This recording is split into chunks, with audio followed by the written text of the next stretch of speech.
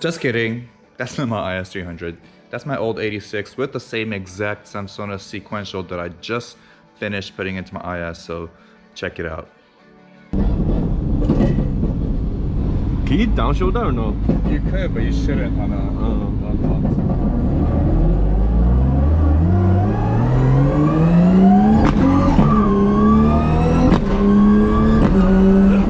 All right, we're here. I'll get my wallet.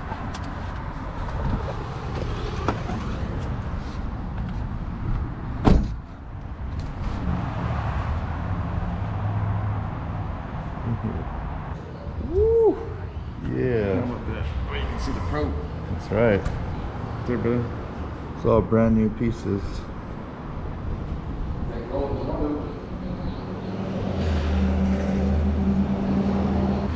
Guys over at Driveshaftpro made it happen. Yep. I'm almost done with the transmission swap over. This was actually the last piece that I was missing. It's the chase base reservoir. I had ordered the chase base wheelwood adapter master cylinder, but when I ordered it, I didn't order the reservoir. It just came with this piece, which attaches to a hose and then to a remote reservoir. So I didn't want to do that. Instead, I ended up reordering their nicely branded, oh whoops, this goes in here first, reservoir tank. So now that I got this in, I'm just waiting for the thread lock to dry up just a little bit so I can fill her up with some Motul RBF 600, bleed her out, and then sync the gear indicator. You guys know the trick to filling these? Let me show you a quick trick real quick. So what you do is you poke the fill side, maybe something like that, maybe even bigger. And then you open an air hole on the top side. Now if you do that, it's actually way easier to control how much you fill. Oh shit, nope, okay, that didn't work. That went right out the window. So don't do what I just did, guys, because you're gonna get brake fluid all over the place. That's not the way. Oh, I don't want to do that again. That it's a small stream instead of the whole thing just gulping out. There's one more thing I still have to figure out, which is why I bought this thing. It's a relay.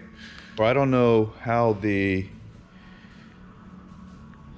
reverse lights are going to get its signal, but I did notice the gear indicator inside the car has an output, and that output is labeled reverse. So I'm thinking it's a power signal, I think. So I'm hoping it's 12 volt. That way I can use that as a signal to trigger the relay and then get power from the actual car side to power up the reverse lights. I found where the reverse lights go anyways, because that came right off the old W55. Okay, I just finished up the wiring for the reverse signal and I think I got it down. It was a positive signal, so let's try that out. I'm gonna go ahead and put the car on.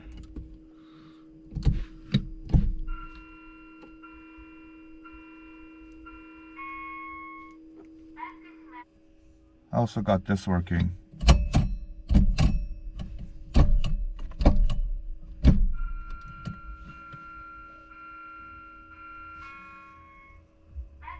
Can you guys hear that? Yep, everything's working. Let's go for our first drive. Okay.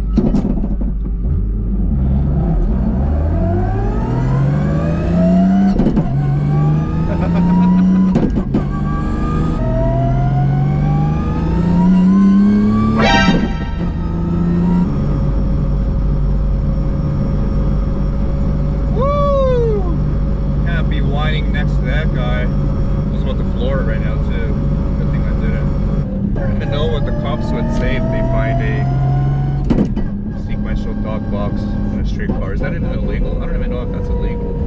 So some of my first impressions of driving a sequential dog box on the street is the fact that it is so fucking loud.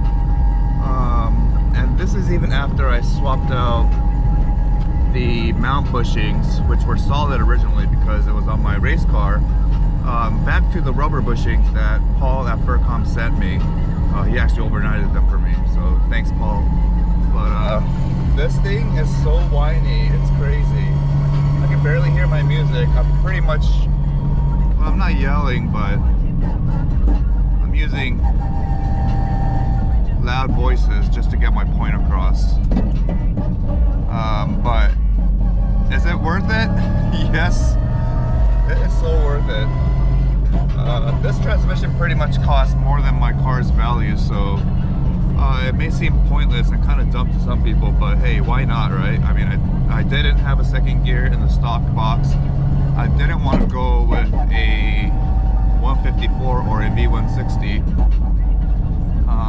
I thought about going with a CD009 with the adapter bell from either Fishtech or Serial 9, but then I had this Samsonas, and who doesn't want a straight cut dog box sequential gearbox on the street?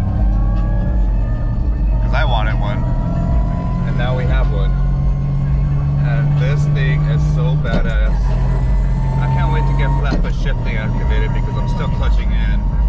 I can't even imagine to think about what the dog rings are going through right now. I replaced the strain gauge, or the gear force, what do they call that? Gear force lever sensor. I swapped out the load sensor because I had a bad one when I swapped the transmission into the car, and I couldn't get flat shift to work. So now that I swapped it out, I'm actually in the middle of configuring the flat foot shifting, and it'll give me all the options from, you know, how to trigger the cut.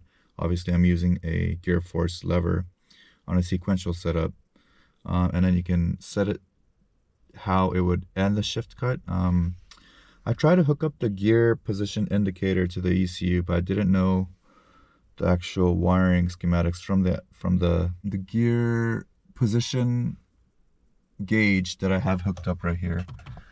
I didn't know if it can split the signal to the ECU, so I didn't bother with that. So instead I used time as an indicator to end the shift cut, and then of course you can choose the different types of cut modes.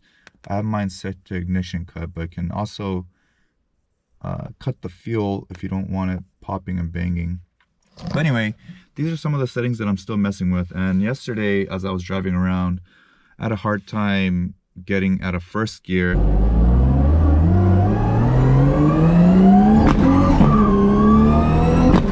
And I think it's because first gear is the shortest gear and the RPMs is just ramping up way too quick. So I had to use a lot more force to get it out of gear. But because the load setup that I have on my system right here, I think it was too low, so just a slight tap was cutting the ignition without actually having enough force to pop it out of gear. So just making some of those changes, and yeah, we're just gonna go ahead and drive it around. I don't know if you can tell from here, I hacked up the stock shift boot so you can see parts of the Samsonas shifter assembly poking out of the shift boot, but I had to also cut this, and I hot glued the outer rim so it retains its oval shape or its round shape. So yeah, let's get going, let's get driving, and I'll show you what I've been working on so far. So far it seems like it's better. I made tiny changes to the flat shift settings, and it seems smoother on the shifts.